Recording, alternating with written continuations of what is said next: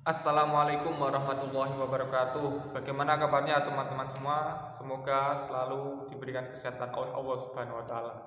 Perkenalkan, nama saya adalah Adam Hadi dengan nomor induk mahasiswa 19 10 40 162. Nah, pada video kali ini saya akan memaparkan sedikit mengenai hikmah yang bisa saya atau kita semua ambil dalam mempelajari sejarah dinasti Islam pada periode klasik pertengahan. Nah, langsung saja kita masuk ke pembahasannya. Hikmah yang bisa kita ambil yang pertama yaitu pentingnya sebuah akhlak bagi seseorang, khususnya bagi seorang pemimpin.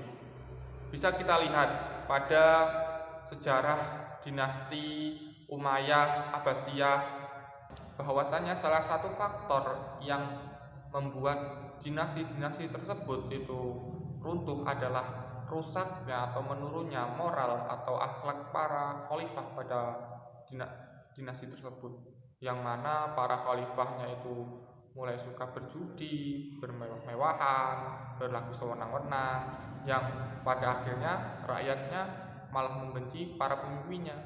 Sehingga kita dalam memilih seorang pemimpin itu harus diutamakan akhlaknya terlebih dahulu. Bagaimana akhlaknya beliau, apakah baik atau buruk? Kalau buruk, jangan kita pilih, pilihlah yang baik-baik saja, yang memiliki akhlak yang baik. Kita juga sebagai seorang muslim juga harus memiliki akhlak yang baik, karena kita seorang muslim, jika dilihat oleh orang non-muslim sedangkan akhlaknya kita jelek, maka orang-orang non-muslim juga akan memandang bahwa Islam itu jelek karena para pengikutnya akhlaknya tidak baik. Hikmah yang selanjutnya yang bisa kita ambil adalah semangat para tokoh pada dinasti Islam pada periode pertengahan dan klasik dalam mencari ilmu. Bisa kita lihat para tokoh tersebut memiliki umur, kesempatan, waktu itu yang hampir sama dengan kita.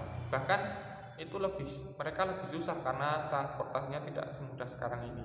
Namun mengapa banyak para tokoh yang mencetuskan ilmu-ilmu teori-teori, terus kitab-kitab. Nah, kita harusnya mencontoh dengan mudahnya transportasi, mudahnya informasi. Kita harus lebih semangat dalam mencari ilmu. Nah, hikmah ketiga yang bisa kita ambil adalah pentingnya sebuah toleransi dan bahayanya sebuah diskriminasi. Bisa kita lihat juga pada sejarah dinasti Islam periode klasik pertengahan. Yang pertama, toleransi. Apakah teman-teman tahu bahwasanya Baitul Hikmah pada kekhalifahan Al-Ma'mun itu bisa mencapai puncak keilmuan periode Islam karena apa? Karena khalifahnya itu mentoleransi atau tidak mendiskriminasikan ilmuwan-ilmuwan dari non-muslim. Salah satu contohnya yaitu Hunain ibnu Ishaq, yang mana beliau adalah seorang Nasrani yang menerjemahkan buku-buku Yunani ke dalam bahasa Arab.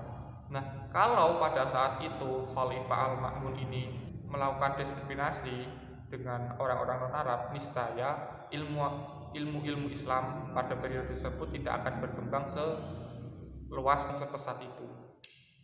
Diskriminasi juga bisa kita lihat bahayanya pada runtuhnya dinasti Umayyah, yang mana dinasti Umayyah ini melakukan diskriminasi terhadap umat Islam atau orang-orang yang non-Arab. Mereka didiskriminasikan, dibedakan dengan orang-orang Arab, yang mana orang-orang Arab diistimewakan sedangkan yang non-Arab itu tidak, yang selanjutnya menimbulkan pemberontakan.